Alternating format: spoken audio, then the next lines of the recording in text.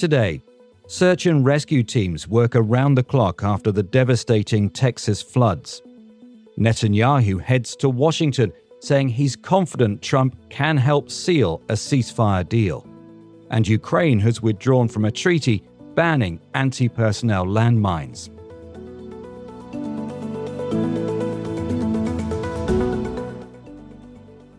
It's Monday, July 7th.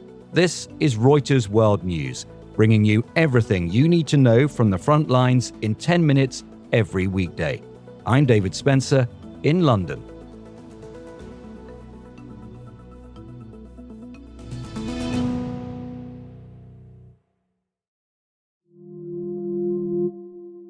The search goes on for survivors, but hopes start to falter after devastating flash floods in Texas. US President Donald Trump says he will probably visit the area on Friday. And it's a horrible thing that took place. Absolutely horrible. Dozens have died in the flooding, among them at least 28 children. Campers and a counselor are still missing from Camp Mystic, a near century-old Christian girls' camp. 78-year-old Econ lives nearby. I had 5 granddaughters in Camp Mystic, and they finished their first session, and they're home now. But some of their friends were there for the second session, and my heart goes out to all those little girls. The Federal Emergency Management Agency has been activated and deployed resources to Texas after President Trump issued a major disaster declaration. Trump has previously outlined plans to scale back the federal government's role in responding to natural disasters, leaving states to shoulder more of the burden themselves. Officials say that the circumstances of the flooding and the adequacy of warning systems will be scrutinized once the immediate situation has been brought under control.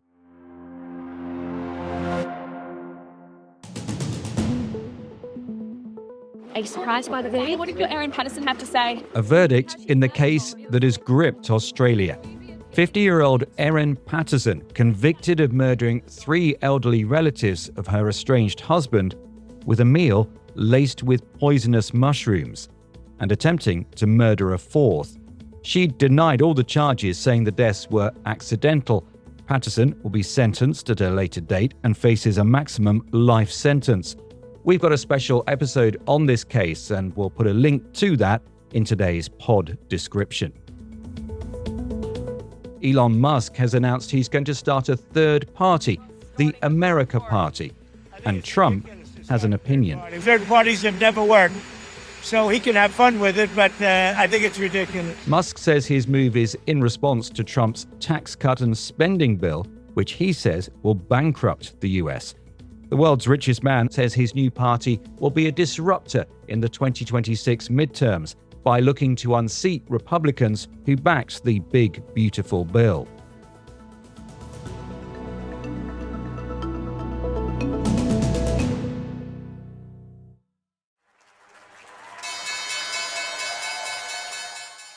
The BRICS group of developing nations is meeting in Brazil, and the summit hasn't escaped Trump's ire.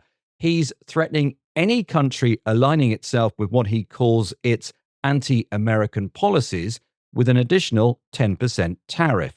The group, which includes Brazil, Russia, India, China, and South Africa, has warned that increased tariffs threaten global trade. The Trump administration is trying to finalize dozens of trade deals ahead of his July 9th deadline. The group's newest members include Egypt, Ethiopia, Indonesia, Iran, and the UAE.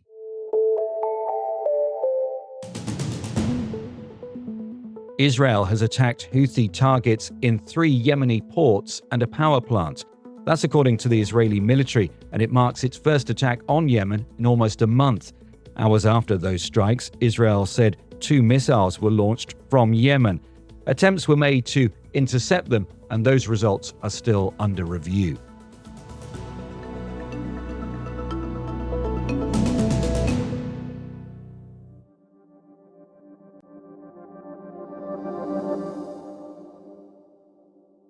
Israel's Prime Minister Benjamin Netanyahu says he believes talks with President Donald Trump today will help advance talks on a Gaza hostage release and ceasefire deal. As we record this podcast, Netanyahu is en route to Washington, D.C. Trump has predicted an agreement could be reached this week, and Palestinian group Hamas says it's responded to the proposal in a positive spirit. But challenges remain. The first session of indirect talks in Qatar ended inconclusively, according to two Palestinian sources familiar with the matter. Emily Rose is in Jerusalem. Emily, what's Netanyahu hoping for from this visit? So going into this visit, it's important to understand that Netanyahu, from the escalation with Iran, really sort of received exactly what he wanted. He had American involvement in striking nuclear facilities in Iran. And going into this visit, there is anticipation here, both from his colleagues on the left and on the right in Israel, that there might be some expansion of the Abraham Accords. And that would be to include Israeli normalization with countries that it doesn't currently enjoy diplomatic relations with. That's something that's being discussed widely here because members of the business community and members of the political community across the board are excited. They're anticipating what could be the expansion of these accords that would open up business to all of these other countries and enjoy diplomatic relations with them. What are the domestic pressures that Netanyahu faces to get this ceasefire done? So the domestic pressure in Israel cuts both ways for Netanyahu. If you look at the public support for a ceasefire deal, it's around 70%, sometimes more in certain surveys.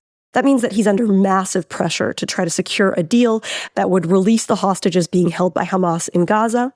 But on the other side, he has hard right-wing members of his coalition who are pressing him to complete what they see as the full goals of this war. They don't want to see a deal that won't see the complete end of Hamas rule in Gaza the day after the war, and all of the hostages brought home at once. So Netanyahu is really between this rock and this hard place. Ukraine has been struggling to secure fresh US supplies of artillery and munitions, struggling to recruit new soldiers. And last week, Kyiv announced it was withdrawing from the Ottawa Convention. That's the treaty that bans anti-personnel landmines. It's a move military analysts and a unit commander say could slow Russia's advance into Ukraine. Max Hunder joins us from Kyiv. Max, what does this actually change? There's pretty clear indication Ukraine's already been using landmines. The US provided anti-personnel mines to Ukraine already. And Lloyd Austin, who was then defense secretary, said, well, this would be safer than what they're fabricating. Ukraine just shies away from talking about this, but this withdrawal from the convention, which follows that of several other countries bordering Russia, should make it easier for Ukraine to both purchase them and also to manufacture them itself. Ukraine's defense ministry hasn't responded to a request for comment on this, on whether it already deploys these, Max. You've spoken to a Ukrainian serviceman about this. Tell us about Alexei. Alexei is a Ukrainian serviceman who's currently in long-term rehabilitation because he lost most of his leg when he stepped. He's actually not sure if he stepped on or near a landmine about 6 months ago. But despite having lost his leg to a landmine, he feels that it's the right decision to withdraw from this convention because he feels that, well, the Russians aren't following any kind of rules or conventions about landmines. And I think he has the sense that why should Ukraine fight for its own land with one hand tied behind his back, in a sense? Similarly, Max, Russia's defense ministry has not responded to a request for comment, nor has Moscow confirmed it uses anti-personnel mines in Ukraine. So what do we know about Russia's position on this? It's worth noting Russia is not a signatory to the convention, and there's lots of evidence that they've been using them all throughout the war in very large quantities. What is the international community saying about this development? We spoke to the international campaign to ban landmines, and they were very critical of this move. because these things, they stay in the ground for years or decades.